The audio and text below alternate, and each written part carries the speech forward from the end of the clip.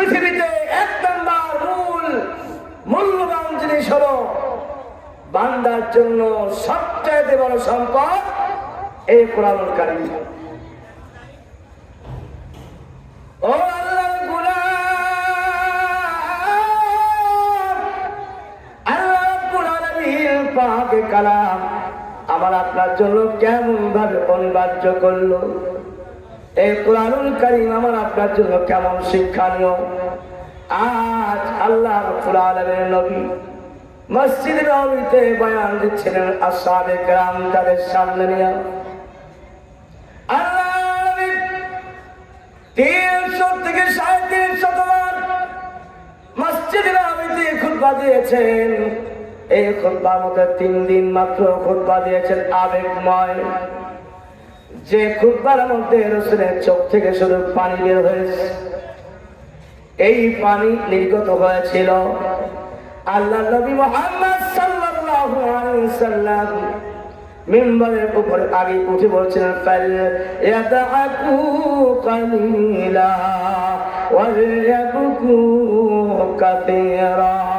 ও আমার আল্লাহর বান্দারা, আমার উম্মতরা, তোমরা শুনে রাখো, এই পৃথিবীতে তোমাদেরকে পাঠানো হয়েছে বেশি বেশি করে কান্দার জন্য আর কম কম করে হাসার জন্য।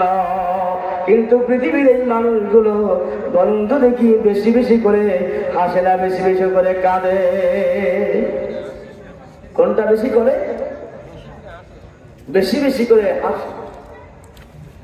আল্লাহ রাসূল সাল্লাল্লাহু আলাইহি ওয়াসাল্লাম ফায়াদহু কালিলা ওয়া ইয়াবকু কাসীরা, বেশি বেশি করে কান্দো আর কম কম করে হাসো।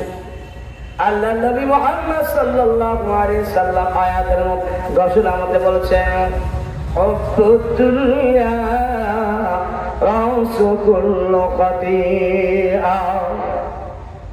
এই আল্লাহর বান্দা, আমার উম্মতরা, তোমরা শুনে রাখো, এই দুনিয়ার মহব্বত তোমাদের পাপ যোগান দেয়, পাপ করার জন্য তোমাদের উৎসাহ যোগান দেয়।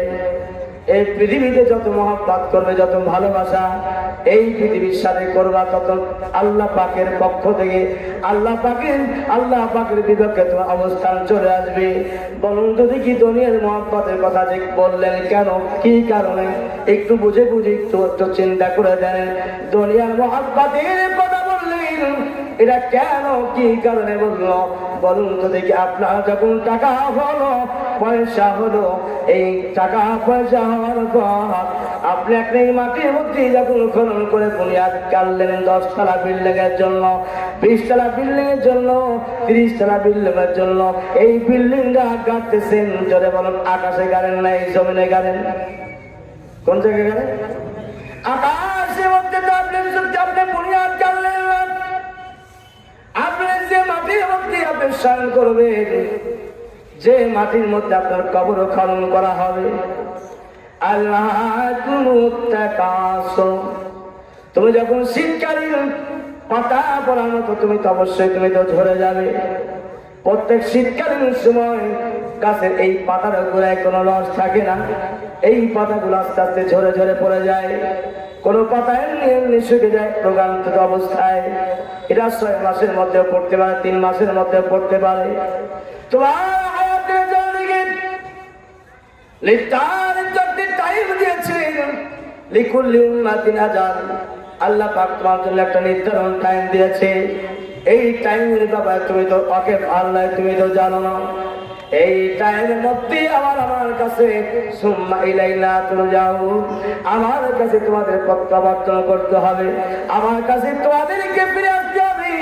কাফা বিল মাউতি মাইদান, রাসূল বলেছেন, এক মৃত্যু তোমার চোখে দেখা, এক মৃত্যু তোমার বাবা মারা গেছে, এক মৃত্যু তোমার দাদা মারা গেছে, এক মৃত্যু তোমার স্বজন প্রিয়জনের মধ্যে কেউ মারা গেছে, এক মৃত্যু তুমি কাজের মধ্যে মারা বলছো তুমি যখন মসজিদ নবী বললে শুনলা ইন্না লিল্লাহি ওয়া ইন্না ইলাইহি রাজিউন, তুমি একজন ছোট মিস্ত্রি বড় মিস্ত্রিকে বললাম আমার প্রতিবেশী একজন মারা গেল, যারা না করে আমি আসতে পারছি না, তোমার জীবনের জন্য একজন মৃত্যুবরণ করা এবং মৃত্যুবরণ শোনা এবং একটা জানাজা অংশগ্রহণ করা, এইটাই তোমাদের জন্য শ্রেষ্ঠ একটা উপদেশ, শ্রেষ্ঠ একটা নসিহত। এর চাইতে তোমার বেশি ওয়াজ নসিহত দরকার নাই। বলেন দরকার আছে? কথা বলেন। একটা মৃত্যু আপনাকে জানা এইটা আপনার জন্য যথেষ্ট। ও দুনিয়ার মানুষ, আল্লাহ রাব্বুল আলামিন তাই বলছেন করলে উম্মাতিন আজাল নির্ধারণ একটা টাইম দেওয়া হয়েছে। ইন্নাহু হুয়া ইউবদিউ ওয়া ইউঈদ, আমি আল্লাহ পাক তোমার বুকের সঙ্গে দুইটা রশি লাগাই দিলাম, সুতি লাগাই দিলাম, আর আমি আল্লাহর হাতে এই রশি লাগানো, আমার হাতে লাটাই। কার হাতে লাটাই বলেন তো দেখি? আল্লাহর হাতে লাটাই। আজালুহুম লা ইস্তাখিরুনা সাআতাও ওয়া লা ইস্তাকদিমুন।